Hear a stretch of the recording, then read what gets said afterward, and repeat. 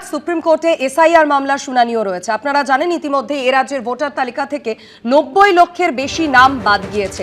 ইতিমধ্যেই তারা ট্রাইব্যুনালে আবেদন করতে শুরুও করেছেন, কিন্তু ট্রাইব্যুনালে পাশ করলেও কি এবার তারা ভোট দিতে পারবেন? বৈধ বলে প্রমাণিত হলেও ভোটের আগে কি তালিকায় তাদের নাম উঠবে? আজ এই সব প্রশ্নের উত্তর পেতে সুপ্রিম কোর্টের নির্দেশের দিকে তাকিয়ে রয়েছেন বহু মানুষ। বিচারাধীন 60 লক্ষের বেশি ভোটারের মধ্যে অবৈধ বলে চিহ্নিত হয়েছে 27,16,393 জন।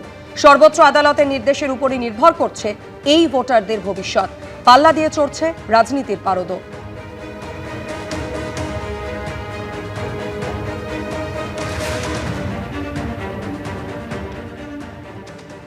ওদের প্রথম খেলা ভোটার লিস্ট থেকে ভোটারদের বাদ দাও।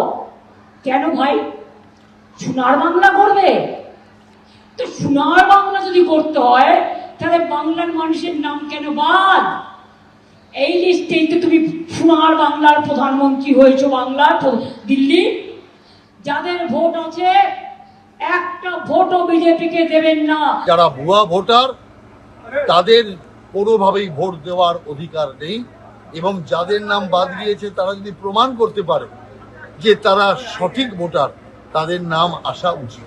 নির্বাচন কমিশনের দায়িত্ব হচ্ছে অবাধ নির্বাচন করানো, কিন্তু প্রথমেই তারা ফেল্ড এই কারণে যে পশ্চিমবঙ্গে লক্ষ লক্ষ মানুষ এসআইআরের নামে ভোটদান থেকে বঞ্চিত হচ্ছে।